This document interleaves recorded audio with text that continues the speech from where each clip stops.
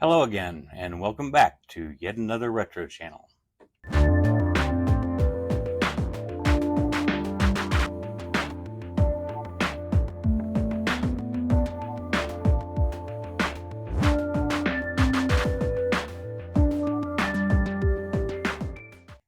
Today we're going to be looking at the third of the 1541 disk drives, the 1541C in this case. This is a much newer drive than the other two. And as I said in the first video, this was made in the lighter color scheme to match with the C64C revision. This one came to me dirty. It came to me with no screws for to hold the shell closed. So as you can see, it opens right up. I do have some screws to replace those with, so that's not going to be a problem. I don't know if you can see the surface isn't too bad with dirt, but down in the cracks and crevices, there's quite a bit. You can see it here coming through the vents. So this shell will need a good clean, as will the insides. Were a little dirty here. Now, I have been testing this drive off camera, and for the most part, it passes the performance test and does, for the most part, as I said, work. So I'm thinking the only issue we have to deal with here is cleaning and lubrication. So that's what I'm going to focus on today. I'm going to go ahead and disassemble this and get it out of the chassis, and we can clean the logic board and clean the drive. I won't show the cleaning the logic board on camera because that's just washing it and waiting for it to dry. I will again show a quick version of the cleaning as you've already seen the cleaning in the first one. I don't want to get through this one so we can get back to the earliest drive, the one with the Alps mechanism. And the reason I kind of want to, I made a mistake there. Okay.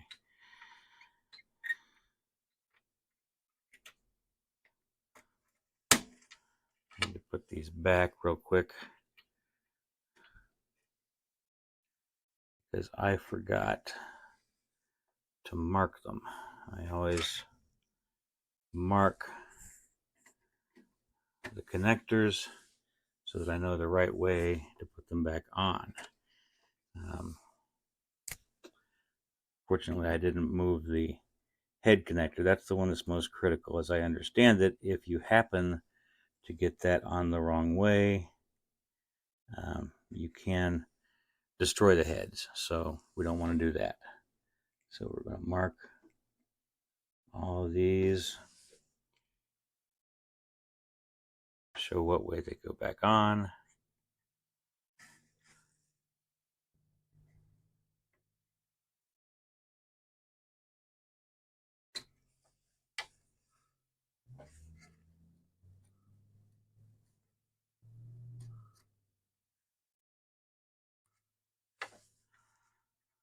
There we go.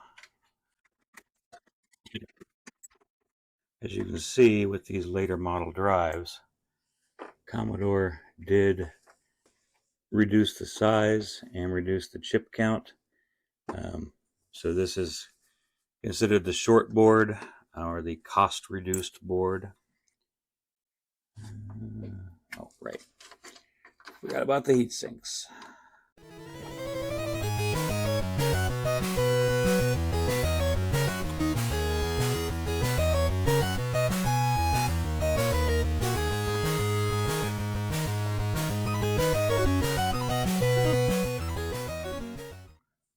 Okay, there's the drive mechanism and the chassis separated. The chassis just needs a quick wipe down. It's not particularly bad. But now the drive mechanism. So, like before, we're going to give a little lubrication to the spindle clamp, to the rails that the heads slide along, all the contact points. We'll give it a good clean first. So we'll start with the alcohol.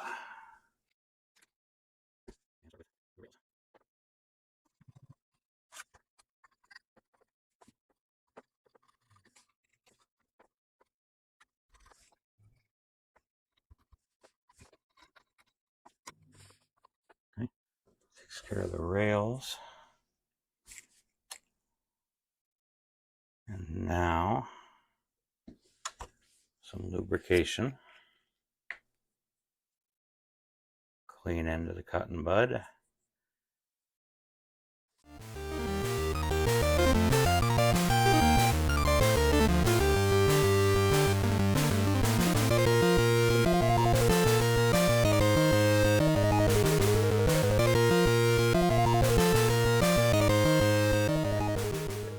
And we're going to just go ahead and slide the heads back and forth to spread that around. That should be good.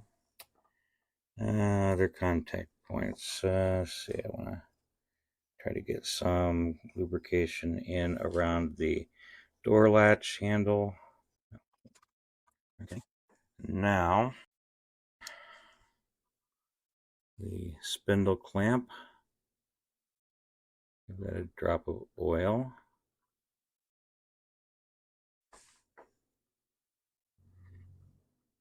Here around the pulley. Again, give that a little run back and forth. Go here.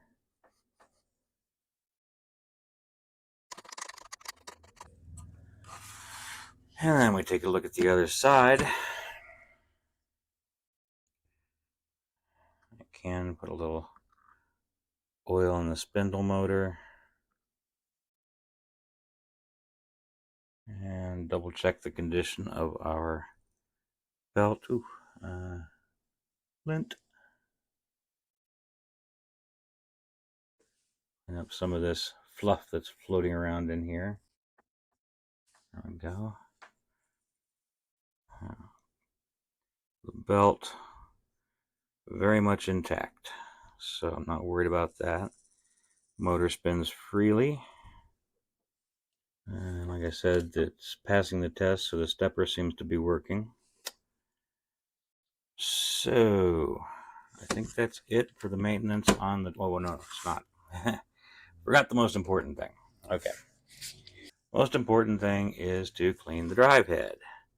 And to do that, you lift this plastic bit, and this is the drive head. And you just brush it with cotton bud, with isopropyl alcohol. Give it a good cleaning. Don't scrub too hard, but you want to give it a good cleaning. And again, there is a styrofoam pad on the top here. This is what holds the disc surface down to the read-write head. You know, you don't want to really touch that. You can clean around it to get out some gunk, but don't touch the that little pad. You don't want to damage that. That would stop the drive from working and it'd be hard to fix or replace. But that is looking pretty good. So now we're done with cleaning the drive mechanism. So all we have left to do is clean the case and the logic board, give the chassis a bit of a brush off, and reassemble, and we'll be ready to test. Now, I could, if I really wanted to, I could pull the faceplate and clean it as well, but I don't think that's really necessary. It's not too bad. So I'll leave it at that, and I will come back when I have cleaned the rest of the drive. Hello, me from the future. So I went away and washed the case and logic board for the 1541-2 drive, and when I came back, I forgot to turn my microphone back on. So I'll be doing this section in voiceover. While those parts are drying, I decided to go ahead and go back to the Alps mechanism from the first drive. Now this one does have some serious problems. The wiring is very damaged. It looks like something is chewed on it. Also, the disk eject mechanism is not functioning. So the first thing we're going to address is the wiring.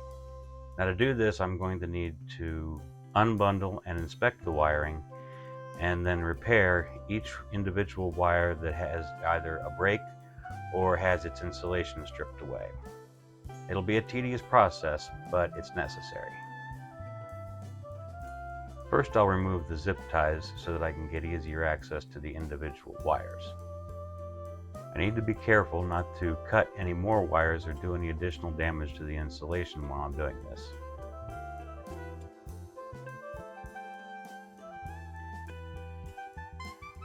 And now I'll inspect the damage and see what's going to be needed to get this thing back in operation. The bundle carrying the signals for the stepper motor seems to be essentially without damage. That's a good thing. It's less that I have to worry about.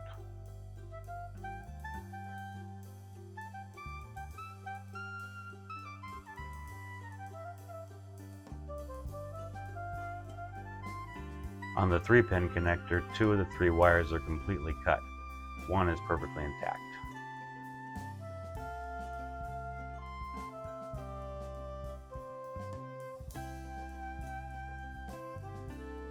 Several wires on the largest connector are either cut or have insulation damage that will need to be repaired.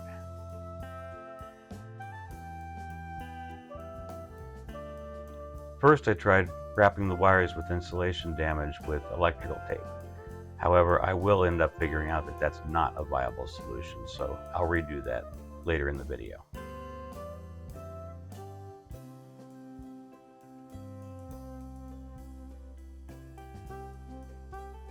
To repair the broken wires, I will first clean up each end and create a good connection point, clearing away damaged insulation. Next, I'll strip the wire ends and twist them.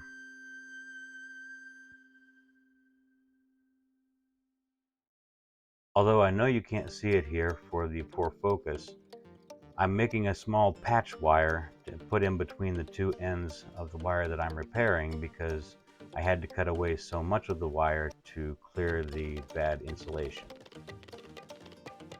I bend a small hook into the end of each wire that I'll need to join up.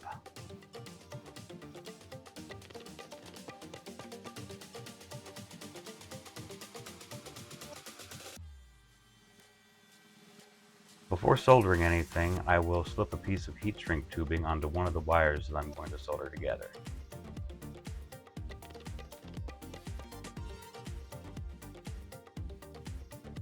Next, we thread the hooks on the ends of each of the wires we intend to solder together into each other.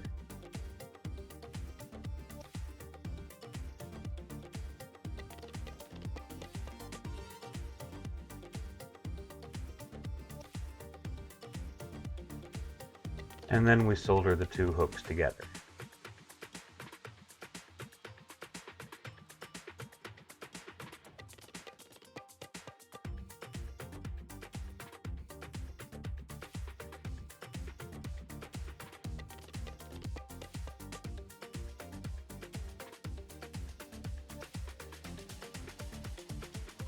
This creates a strong mechanical and electrical bond between the 2 wires.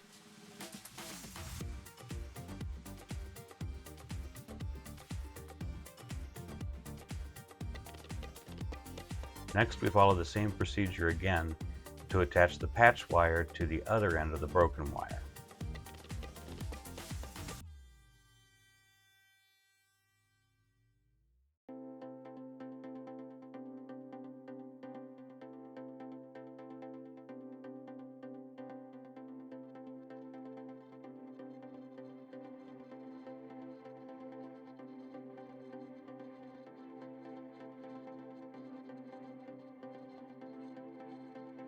Next, slide the heat tubing up to cover the joints, and then heat it with a heat gun or a pocket lighter to shrink it down to size.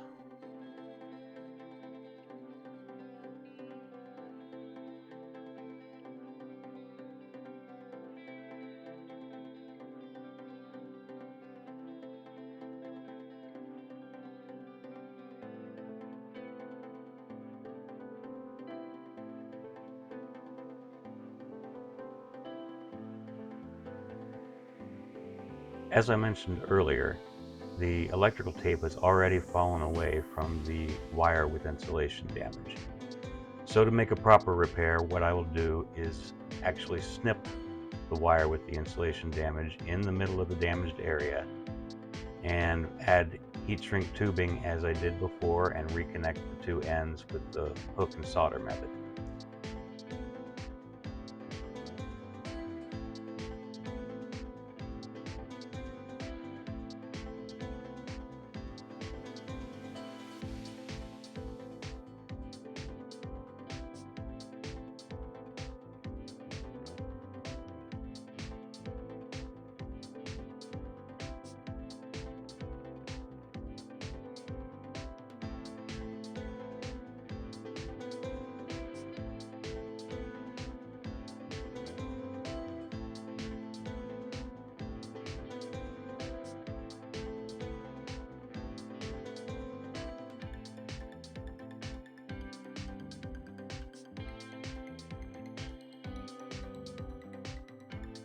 Lather, rinse, and repeat for all the remaining damaged wires.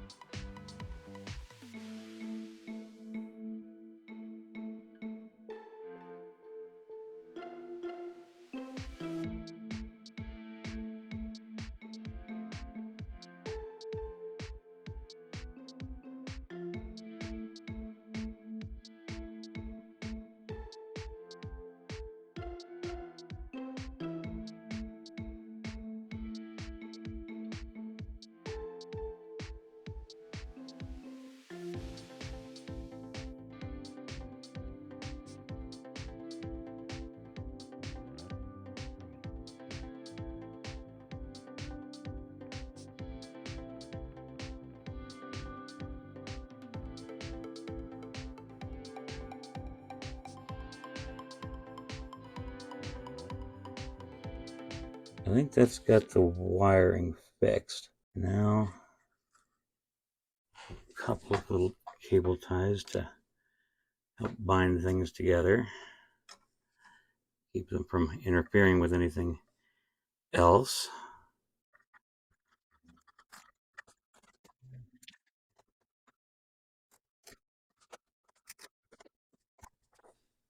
Now, I need to clean this up and lubricate it before we can put it back in the chassis.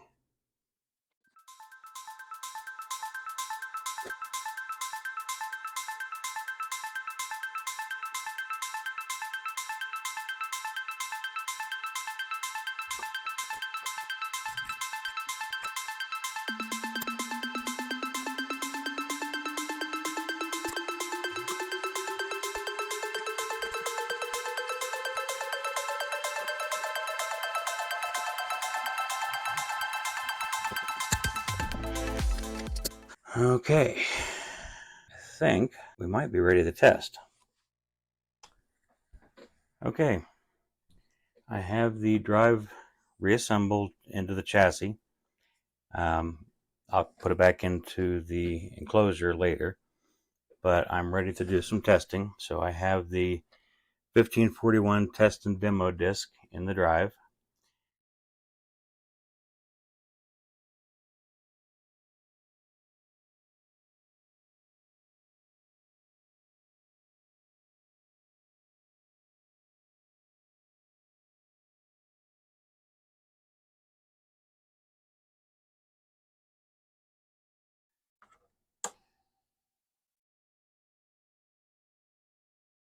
Okay.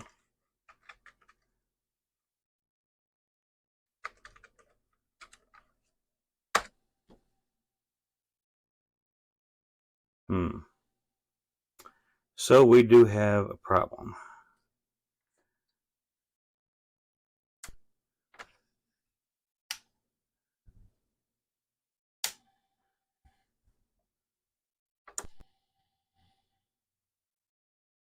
And I don't hear the heads moving. Now let's put the diagnostics cart in.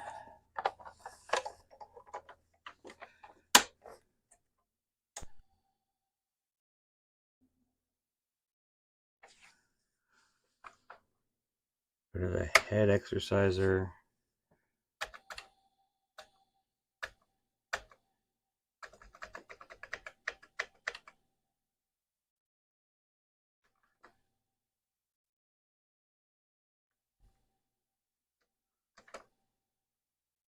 Yep, the heads aren't moving. So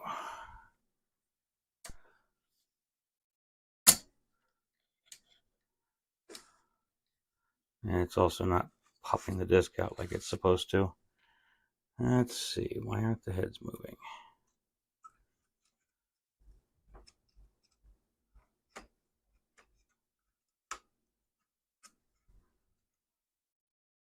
Stepper motor is free. Going to have to do some more checking on this, so I'm going to have to disassemble it again.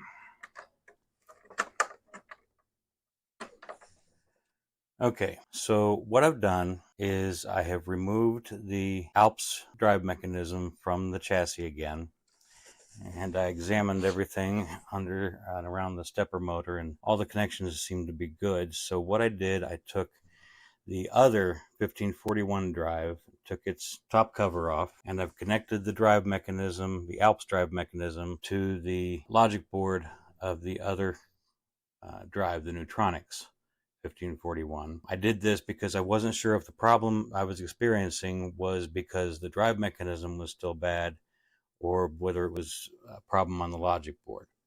So I connected up to the other logic board, which I knew was working because we've already gone through that machine, and it was that drive, and it was working fine.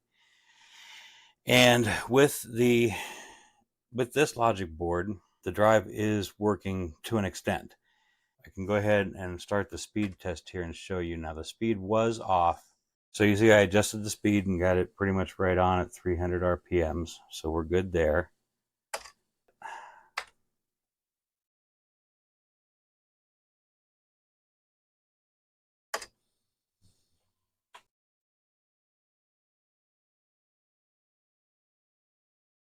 So you see we're out of alignment. So what I need to do is to align these drives, you need to basically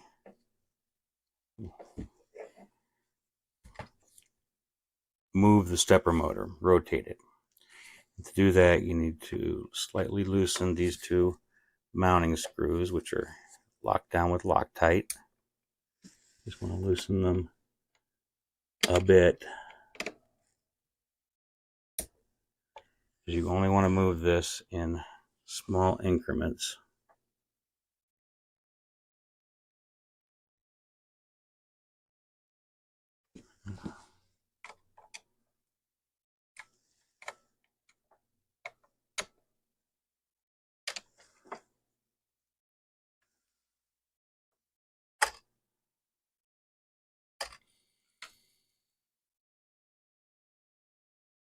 Okay, I went the wrong way.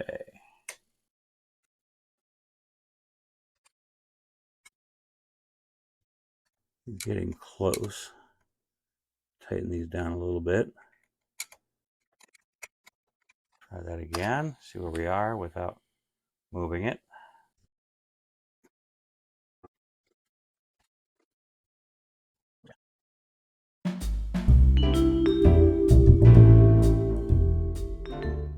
Okay, well, after more than a day working on it, I think I've finally got this drive aligned and working. So, as I think I said in the earlier part of the video, to align one of these drives, you loosen these two screws around the stepper motor, the mounting screws for the stepper motor, and those are in slots. So you can rotate the stepper motor, and what you have to do is get it so that it's aligned with the tracks on the test and demo disk. Aligning to this should align it to all other drives, as long as the other drives are in proper alignment. So I finally got that aligned, and then I started working on the eject mechanism. Now, as I understand it, and I'm probably wrong about this, but and you're free to comment, but as I understand it, the eject mechanism was one of the reasons, if not the primary reason, that Commodore discontinued use of the ALPS mechanism and switched to the Mitsumi Neutronics mechanism, because the eject mechanism didn't quite work right, or it would go bad. So the eject mechanism, if you should do that. So what happens is, when you put the disc in, so this bar here, this little lever, when you slide the disc in, that gets pushed back, and you'll see that it now pushed, it pushed this back. When you slide the door down and close the door, that goes into a small notch. Alright, now what happens when you eject the disc is that little bar that went down pulls up on this. Now when this latches, you'll see here, let me latch it in place manually. Come on, focus. It's hard to do this and hold the camera at the same time, sorry. So when this latches into place, this little bump right here, what's going to happen is when I slide this into the latching position, you'll see that this lever mechanism is being held in place because it is now sitting on top of that little bump. So when this pulls up in the notch, when the drive door is opened, it pulls that over that little notch and lets it spring back into place. That's how the disc eject mechanism works on this drive. So put it in place again and pop it. So that pushed the disc out. This little piece of metal that I was showing you that pulls up, I don't know if it gets bent or there's something bends back in here. I'm not sure exactly what happens, but that stops releasing that little latchy thing. So I had to do some bending of this metal to get that to work again. I also ran into another problem. The spindle hub clamping mechanism, in the standard configuration, it was for a disc like this one, which is, you can't probably see this, but it's a very narrow disc, very thin. It would slide through the clamping mechanism with the door open, no problem.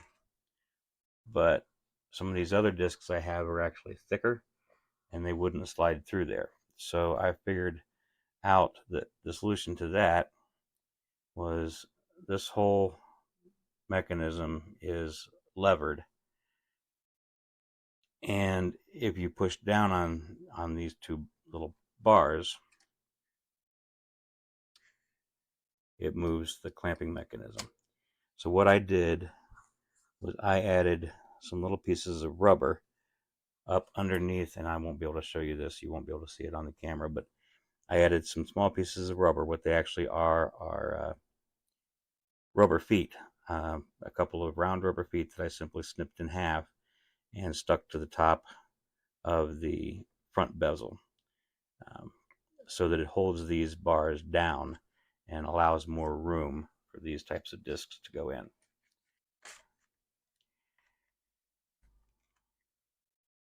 again, the eject mechanism works. So those are the two problems I had to deal with on the top. And what happened was, after I got the drive into alignment, I went and did that, and somehow that must have affected how the disk sits in the drive against the head, or it was holding up. I'm not sure exactly what all was going on. I know I did have to bend this back down so that it lays flush when it's closed. It now lays flush against the this bar and its little notch, and that keeps the head from being held up. I was running into a problem where, because this was held up higher on this end, as the alignment would run, it would start out pretty good, and then it would just go off the rails as the head got farther toward the center of the disk. So I fixed all of that, and then I realigned the drive, and now with the Commodore 1541 test and demo disk inserted,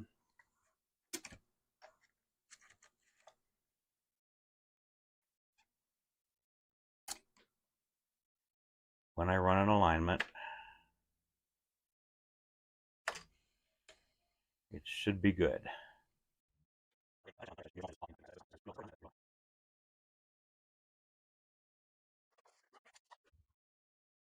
So this drive mechanism is working, and it's ready to go back into its enclosure. Oh wait, I was going to show the performance test. For the performance test, that is destructive to the data on the disk, so you want a blank disk or a disk that you don't care about.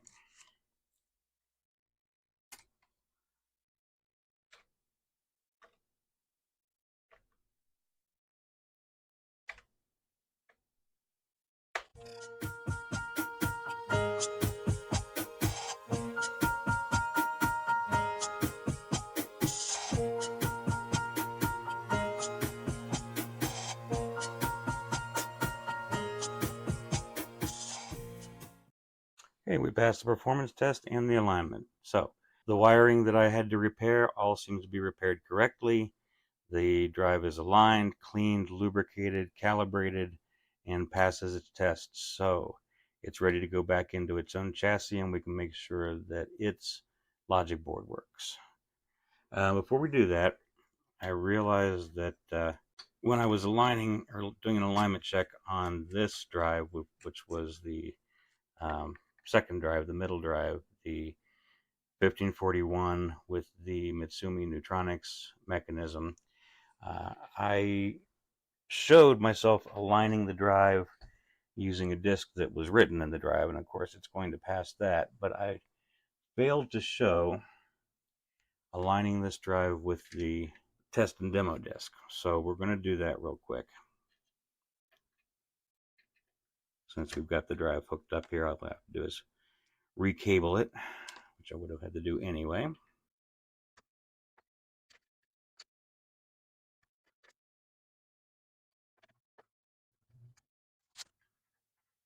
So here is the test and demo disk going in. Power up the drive. Get back into diagnostics.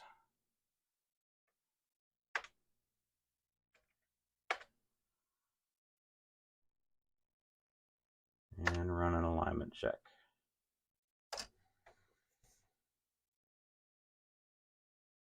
The between track on this is a little further off than I'd like it to be. So having just had the experience with the Alps drive, I'll probably take this out at some point and tweak that alignment just a little bit. But for now, I'm going to leave it as is because it is reading on track perfectly.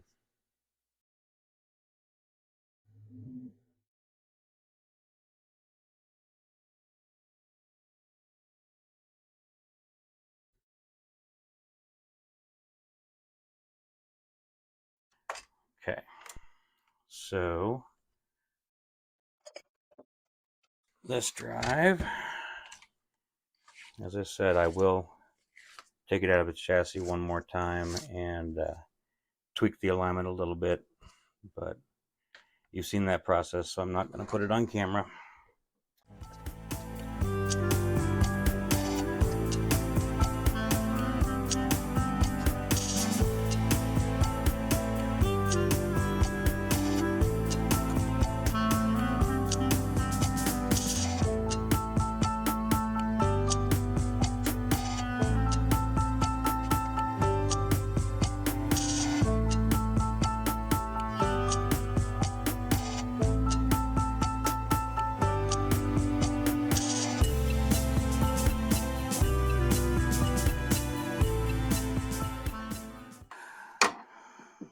Okay. The Alps drive.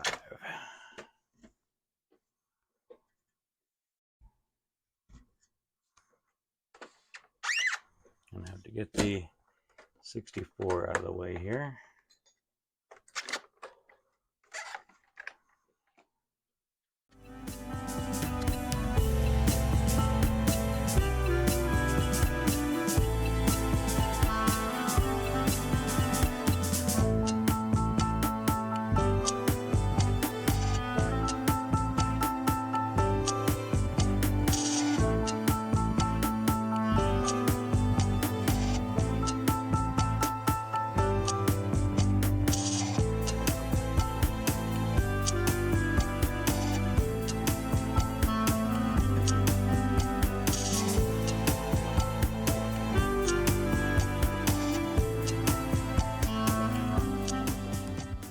The 64 back. Power up the drive. Get the demo disc.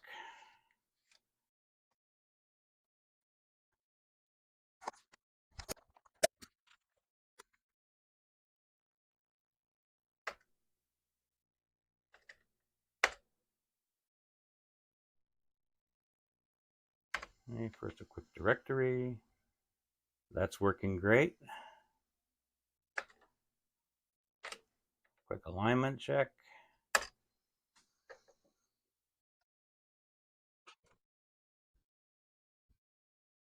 It slipped a bit, but I think that's because I've got some wires getting away in the way of the disc sitting in the drive.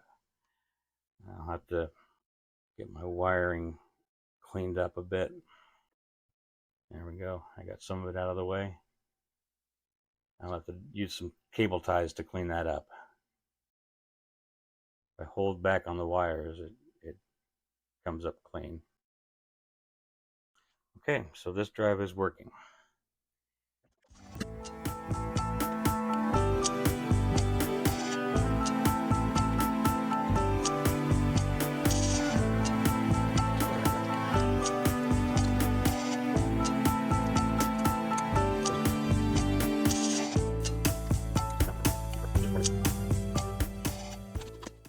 Don't know how much of that you saw. I put a wire tie, zip tie here and a little further up, and then can bring them out.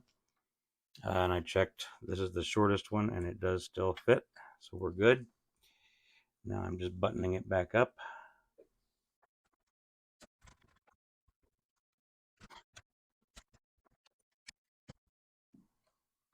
Okay, let's make sure.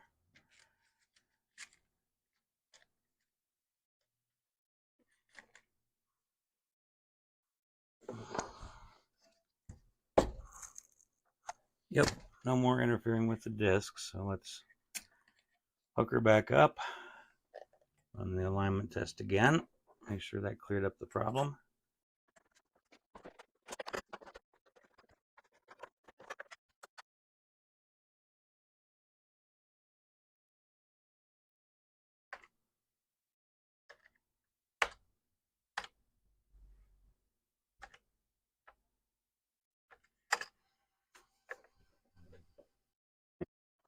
Still a little further out of alignment than I would like to see.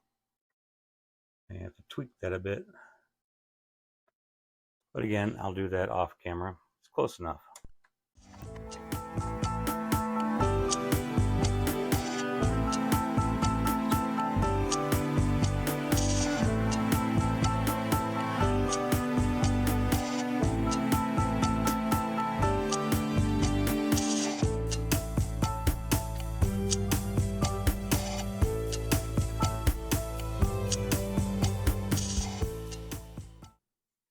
And again, I'll have to open that back up in the future off camera to redo the alignment. And now, one last drive to deal with, the 1541C.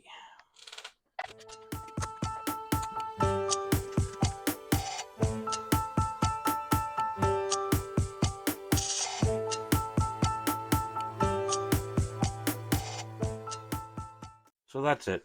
We now have 3 working, cleaned, lubricated, aligned, calibrated, tested 1541 drives, 2 1541s and a 1541C, 2 neutronics mechanisms, 1 ALPS. Again, I will have to do a little tweaking on the alignment, though they are working as is right now. The alignment somehow changed a little when I mounted them back into the chassis. So we'll take care of that later. You've seen the alignment process or what you need to do to align it. So I'm not going to show that on camera again. That would just be boring. So if you liked that video, please give it a thumbs up. That helps the channel out. Leave a comment. That also helps the channel out, and I enjoy the engagement. If you haven't already, please subscribe to my channel and click the notification bell so you get notified when I post new videos or when I plan a live stream. Share as much as you can, social media or friends, people you know who you think might enjoy the video. And don't forget to take a jaunt over to my friends in the YouTube Retro Repairers group. Those are Captain Commodore, 8-Bit Retro Refix, Retro for You, and Joseph Retro Bits. Their channels will be linked in the description below. And that'll do it for today. So I hope you all have a great week. Stay safe and be well. And come back for the next video. Talk to you later.